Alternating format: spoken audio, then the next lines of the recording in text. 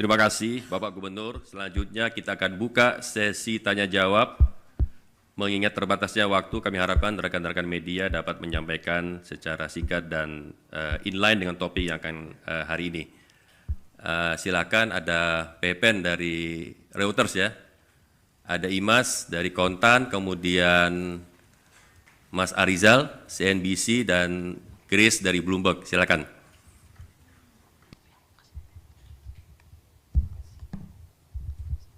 Selamat siang Bapak dan Ibu Dewan Gubernur, Stefano dari Reuters. Ada beberapa pertanyaan Pak, mungkin yang pertama mengenai lebih ke economic growth Pak. Ini kan data makronya mungkin seperti PMI, car sales itu menunjukkan datanya yang positif bagi ekonomi Indonesia. Tapi sedangkan ada reports juga mengenai PHK, kemudian tabungan yang menipis jadi fenomena makan tabungan. Jadi sebenarnya kalau untuk BI itu assessment terhadap ekonomi Indonesia itu seperti apa ya? Kemudian yang kedua, ini kan kemarin ada di IHSG drop 7% ya Pak, ada net sale-nya banyak dari investor asing. Dan ini kan concern mereka itu mengenai fiscal credibility dan juga ada concern mengenai RUU TNI ini Pak. Dan ternyata concern itu juga IHSG drop ini kan menunjukkan nanti ada efeknya ke sentimen ke rupiah kita Pak. Nah ini ada nggak Pak message dari BI Pak untuk capital investor seperti apa di situasi seperti ini? Mungkin yang ketiga Pak mengenai ruang penurunan suku bunga Pak ke depan itu seperti apa? Terakhir kalau boleh Pak. Cukup ya? Tiga. Okay. Terima kasih. Ya. Silakan Imas. Selamat siang Bapak Ibu, saya Imas dari Harian Kontan. Izin bertanya Pak terkait nasib rupiah di tengah ambruknya IHSG. Fundamental yang menurut BI itu berapa ya Pak? Kemudian apakah kebijakan DHESDA yang baru ini mampu memperkuat rupiah ke depan Pak? Kemudian terkait proyeksi PDB tahun ini Pak, apakah akan ada revisi? Karena kan bila dilihat dari data konsumsi rumah tangga, dari data NPL kredit rumah tangga per Januari kan mencapai 2,18% ya Pak. Ini meningkat bila dibandingkan dengan data Januari 2024 yaitu 1,9% atau Desember 2024 2,02%. Kemudian terkait pembelian SBN untuk program 3 juta rumah Pak, ini nanti perkembangannya gimana ya Pak, mekanismenya gimana? Soalnya sampai saat ini kan belum terjawab Pak. Terima kasih. Selamat siang Bapak Ibu Dewan Gubernur. Saya Rizal dari CNBC ingin tanya 3 hal Pak. Pertama soal IHSG masih Pak, namun dari view BI itu pandangannya seperti apa ke fundamental ekonomi Indonesia, karena kan kemarin juga dari impor barang konsumsi jelang lebaran malah drop Pak, ini kata sejumlah ekonom bentuk anomali ekonomi Indonesia gitu Pak. Yang kedua soal tadi sama Pak soal program 3 juta rumah, dari Komisi 11 bilangnya BI dan Kemenkyu akan ada SKB Pak, itu berarti bentuknya apakah burden sharing lagi Pak seperti COVID atau seperti apa, dan ini ada korelasinya nggak sih Pak soal revisi Undang-Undang P2SK dan sejauh apa BI dilibatkan oleh Komisi 11 terkait revisi itu Pak. Terakhir Pak soal uang lebaran penukaran ini banyak keluhan Pak di medsos, katanya untuk akses layanan pintar agak sulit gitu, dan ada isu Pak katanya BI mengurangi volume penukaran uang dan tidak menyediakan uang baru HCS, itu seperti apa Pak? Terima kasih banyak. Ya, selamat siang Bapak Ibu, Grace dari Bloomberg News. 2 pertanyaan saja Pak. Yang pertama terkait dengan asesmen global, bagaimana ya Pak asesmen terkini terkait dengan Fed Fund Rate, arah kebijakan suku bunga di AS, dan mulai April kan Pak tarif impor dari AS akan berlaku seperti yang Bapak katakan tadi broad base. Apakah BI, bagaimana asesmen BI Pak terhadap ini? Apakah BI melihat risiko yang meningkat baik itu dari aspek pasar finansial, dampaknya ke pasar keuangan maupun dampaknya ke ekonomi domestik juga Pak, bagaimana? Yang kedua Pak, dalam negeri tadi juga terkait dengan pertumbuhan ya Pak, melihat pertumbuhan kredit juga 2 bulan ini masih di bawah sasaran atau target BI di 11-13%, itu seperti apa? Dan tadi juga mengulang pertanyaan terkait revisi Undang-Undang P2SK mungkin Pak kalau ada penjelasan dari BI. dan rencana sinergi soal bond dengan pemerintah, bond buying. Terima kasih. Baik, kami persilakan Bapak Gubernur. Oke, terima kasih kawan-kawan atas pertanyaannya. Nanti saja saya juga akan mengundang rekan-rekan anggota Dewan Gubernur. Saya mulai dari global dulu ya. Seperti saya sampaikan tadi, ketidakpastian global itu tetap tinggi dan memang pengenaan tarif impor oleh Amerika Serikat itu broad base ya, pada banyak negara. Nah, dampaknya tentu saja ya, satu, pertumbuhan ekonomi global yang memang kami perkirakan 3,2% ya.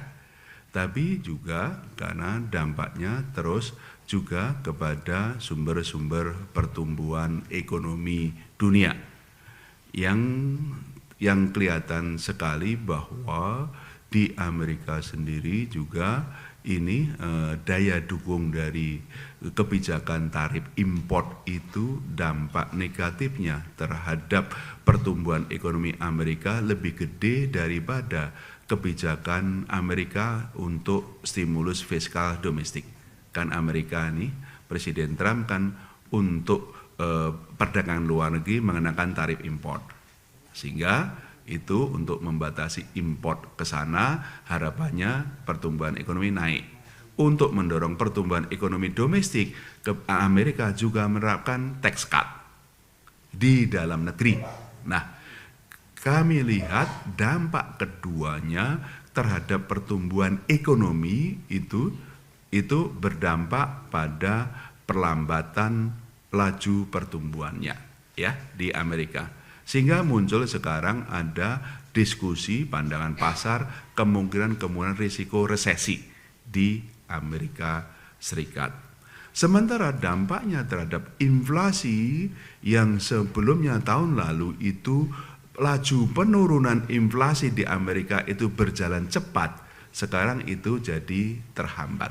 Dan karenanya kami perkirakan Fed Fund Rate itu kemungkinan hanya sekali turun tahun ini.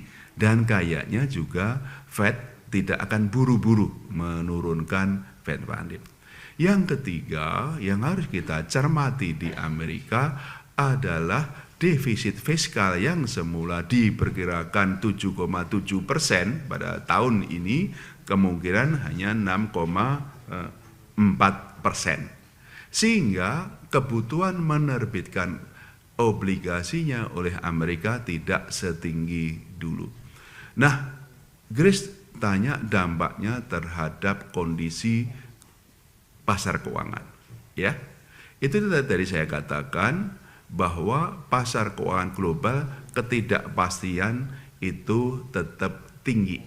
Ya, pada tadi US Treasury yang tidak setinggi dulu, indeks dolar yang mungkin tidak sekuat, tapi juga pada bagaimana portfolio investasi global itu berubah. Dulu hampir semua portfolio investasi apakah saham, obligasi maupun berbagai sekuritas itu semuanya ke Amerika Serikat. Dengan perkembangan terakhir ini sudah mulai ada pergeseran. Ya, untuk SBN ya, SBN untuk obligasi ya, obligasi yang dimiliki oleh pemerintah maupun swasta sudah mulai ada pergeseran, ini mulai balik ke emerging market sebagian ya, belum kuat ya. Tapi yang besar adalah pergeseran ke emas, investasi ke emas. Itu ya. Supaya nanti kita bisa memahami saham ya. Jadi saya ulangi lagi, terjadi pergeseran investasi portofolio global yang semuanya sebelumnya itu berbondong-bondong semuanya ke Amerika, sekarang mulai juga ada pergeseran untuk obligasi ya. Fixed income securities mulai ada pergeseran ke emerging market sebagian sudah dan juga ke emas. Untuk saham, nah saham itu memang di Amerika juga terjadi penurunan harga saham dan di regional juga ada penurunan harga saham. Jadi memang harga saham itu terjadi di Amerika dan di regional Asia. Sehingga investasi portfolio ini lebih banyak mengalih ke negara maju selain Amerika. Itu kelihatan adalah seperti itulah bacaan-bacaan yang kami lakukan dari sisi global. Oleh karena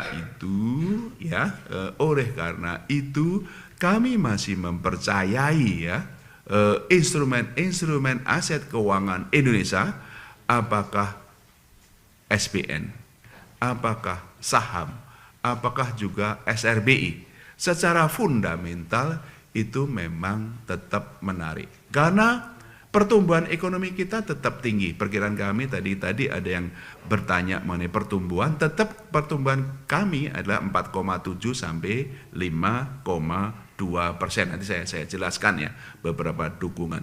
Jadi seperti itu, rupiah itu secara fundamental mestinya juga harus menguat ya, harus menguat. Jadi tekanan-tekanan rupiah yang sekarang terjadi lebih bersifat tekanan-tekanan faktor-faktor teknikal karena memang ketidakpastian di perekonomian global, baik karena kebijakan tarif maupun juga ketidakpastian di pasar keuangan global.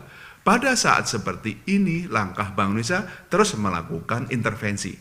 Karena mestinya adalah itu ya tidak hanya stabil, justru cenderung menguat karena fundamental kita baik. Kita sebut fundamental apa sih? Pertumbuhan yang tinggi, inflasi yang rendah, neraca pembayaran defisit yang rendah, dan juga imbal hasil di aset keuangan yang tetap menarik. Itu yang kami terus lakukan. Itulah nomor 2 ya. Nomor 3, kami masih mempercayai pertumbuhan ekonomi domestik itu masih baik ya. Kami perkirakan tahun ini masih mencapai 47 sampai 5,2%. Ya. Mohon maaf, saya ulangi lagi, 4,7 sampai 5,5%. Saya ulangi lagi. Kami memperkirakan pertumbuhan ekonomi kita 2025 tetap baik dalam kisaran 47 sampai 5,5%. Dasarnya apa? Satu, ya, indeks konsumsi kita masih baik. Kalau kita lihat indeks survei konsumen, apakah berkaitan dengan indeks kondisi penghasilan saat ini, ekspektasi penghasilan, dan juga bagaimana kondisi perekonomian untuk sekarang maupun ke depan, dari survei ekspektasi konsumen itu masih tetap baik. Indeksnya masih di atas 100. Memang ada tik agak ke bawah, tapi bukan berarti di bawah 100 ya. Kalau survei itu mengatakan di atas 100, itu masih cukup confident lah seperti itu. Tadi saya coba sampaikan adalah Prom Manufacturing Index juga masih ekspansif ya, itu masih ekspansif dengan berbagai-bagai ini, dan juga untuk pertanian adalah ini ada juga panen raya, dan juga untuk triwulan 1 ini ada kebijakan dari pemerintah untuk meningkatkan THR. Jadi kami masih melihat pertumbuhan ekonomi Indonesia itu tetap terjaga baik dari berbagai data-data yang kami pantau sampai dengan bulan Februari ya Bu Aida ya, data-data itu, dan juga bagaimana kami melakukan berbagai no casting dengan berbagai data yang ada, termasuk menggunakan AI untuk membuat no casting tadi. Itu saya kira yang kami ingin sampaikan.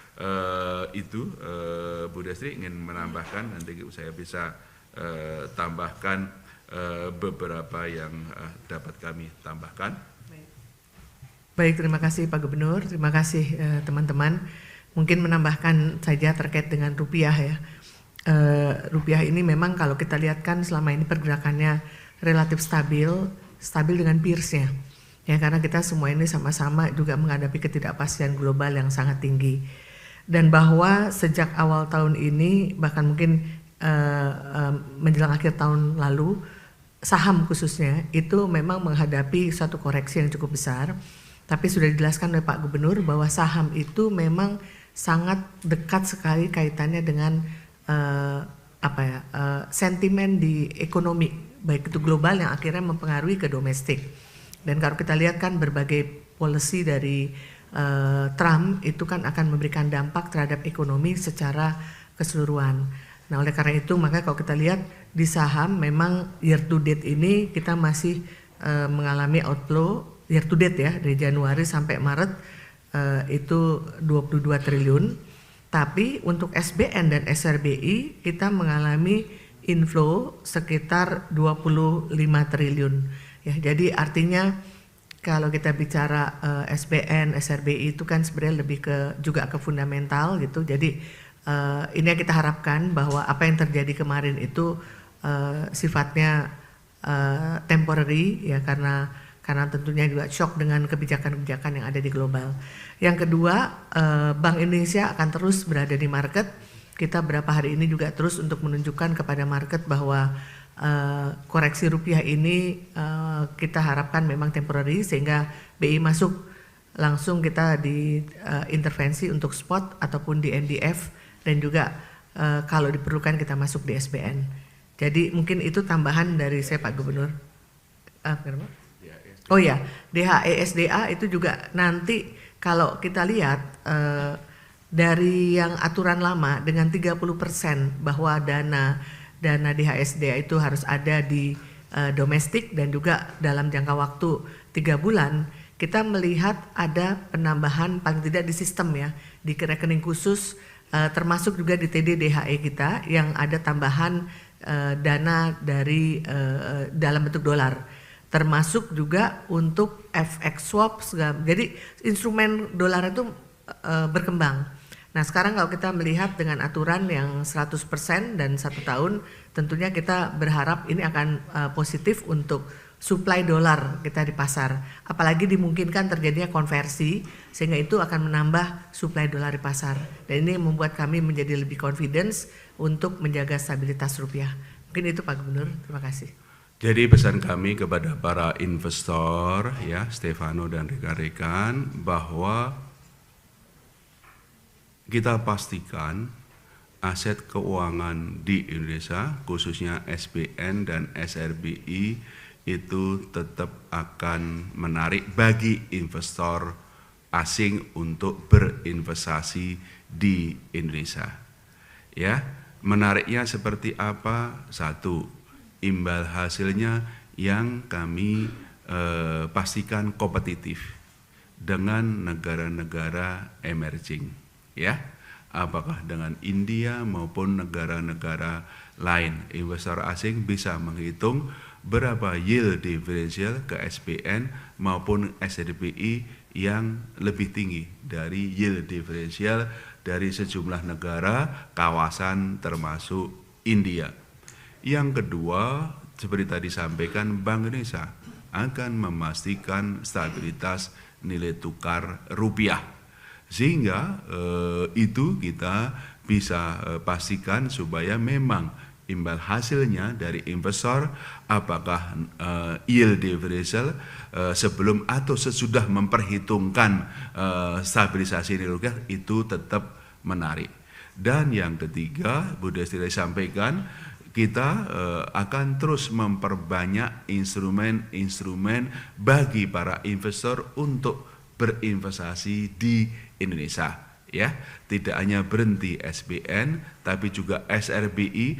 SRBI itu sudah ditransaksikan di pasar sekunder rata-rata per hari itu sekitar 16 triliun ditransaksikan daily, dan juga antar bank primary dealer juga sangat aktif. Ya, tidak hanya SRBI, tapi juga kami perluas untuk SVBI, SUVBI maupun instrumen-instrumen lain, termasuk yang tadi adalah untuk DHE SDA.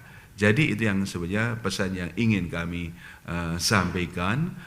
Kami sangat percaya kepada para investor yang sudah mengikuti Indonesia, dan tentu saja dengan kondisi fundamental ekonomi Indonesia, dan juga kami bersama Bu Menteri Keuangan terus akan hand in hand bersinergi sangat erat memastikan kebijakan moneter yang sangat prudent, kebijakan fiskal yang sangat prudent, bersinergi erat kedua-duanya yang untuk memastikan masalah stabilitas negeri ini dan bersama mendorong pertumbuhan ekonomi. Itu yang barangkali mungkin penegasan dari yang kami sampaikan. Pak Doni tadi pintar akan tetap pintar ya, seperti itulah, seperti itu ya. Kami Pak Doni akan memastikan kami akan melayani masyarakat maupun juga masyarakat kecil dengan layanan ini, dan juga kami juga siap untuk ke beberapa kementerian lembaga mitra yang kemudian bisa memastikan. Silakan Pak Doni untuk menjelaskan. Terima kasih Pak Gubernur. Saya rasa tadi sudah disampaikan Pak Gubernur komitmen kita, Mas Rijal dari CNBC. Ini untuk melengkapi aja ya. Jadi sebenarnya sampai 17 Maret ini uang untuk yang direalisasikan itu sudah 67,1 triliun. Itu baru 37% dari yang kita sediakan di 180,9 triliun. Ya, tentunya ini Mas Rijal nggak usah khawatir. Jadi biasanya memang setelah gajian, THR, nanti minggu keempat ini akan tinggi. Nah, sebagaimana yang disampaikan Pak Gubernur tadi, ya kita itu kan supaya tertib pelayanannya, supaya distribusinya merata, supaya tidak ada antrian, kan kita pakai Pintar itu Mas, aplikasi. Nah, tentunya kami sangat terima kasih kepada antusiasnya masyarakat masuk ke Pintar. Memang trafiknya luar biasa dan tentunya ada beberapa kendala teknis ya. Jadi kita kalau di orang-orang IT itu ada yang namanya DDoS gitu ya, Distributed Denial of Service Pak. Jadi itu ada yang masuk, trafiknya memang membuat layanan online kita jadi down gitu. Tapi kita langsung pulihkan tuh Pintar itu dan bekerja sama dengan Pak Yuda yang teman-teman IT, dan insya Allah nanti Pintarnya aplikasinya akan tetap bisa diakses ya kan, karena kemarin kan pas Mas Rijal nanya itu memang sempat down karena traffic itu. Nah, tentunya untuk supaya mengantisipasi ini kita sekaligus saya umumkan di sini untuk supaya trafficnya itu nggak numpuk. Biasanya itu kan terjadi Sabtu dan Minggu. Nah, karena minggu keempat ini Pak Gubernur kita izin tahap pertama hari Sabtu itu kita hanya untuk Jawa saja supaya nggak rebutan. Jadi Sabtu 22 Maret kalau hari-hari kerja biasanya kan nggak tinggi. Perkiraan terakhir kita tuh di 22 dan 23. Jadi 22 itu nanti di Pintar itu kita bagi untuk Jawa, dan 23 Maret minggunya itu untuk Pulau Jawa ya. Jadi sampai hari ini tuh luar biasa, sudah ada 378.523 penukar.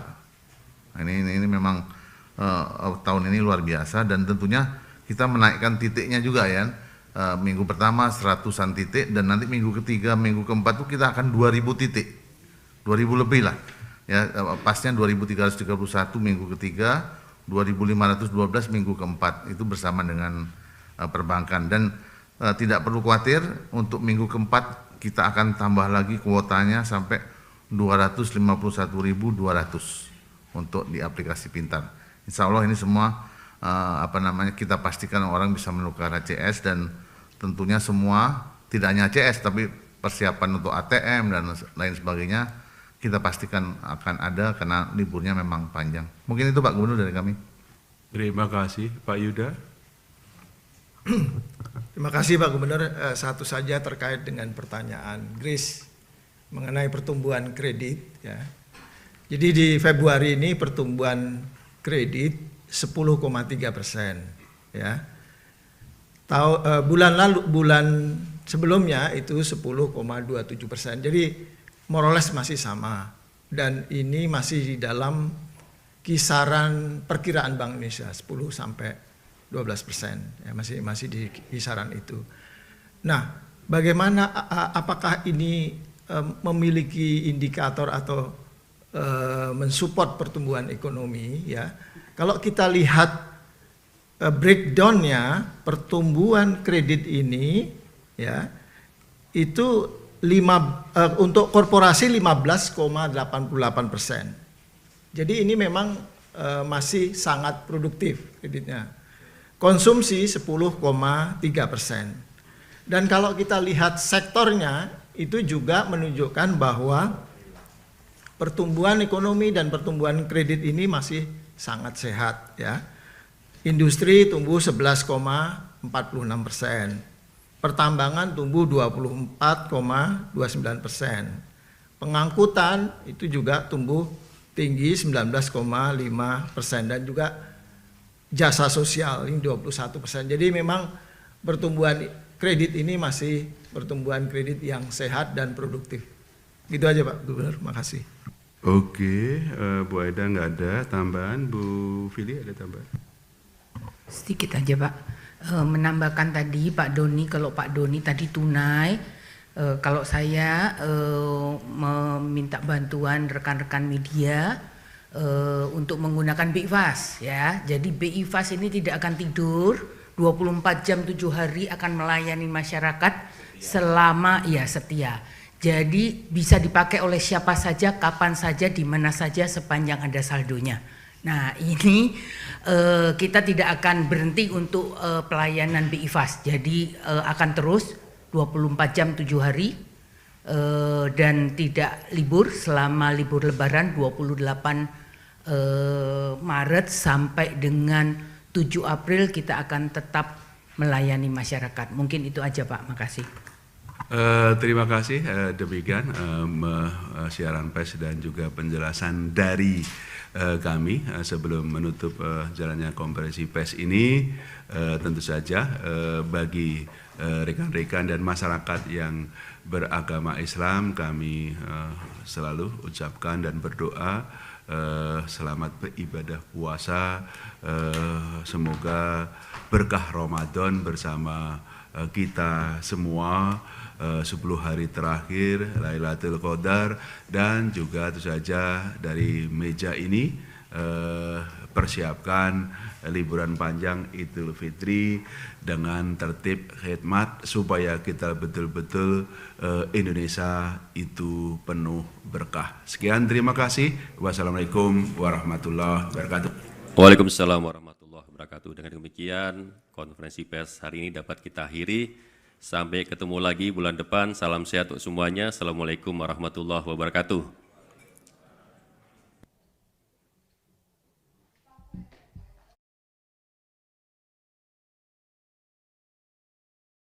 Jelajahi cara baru mendapatkan informasi. Download Metro TV Extend sekarang.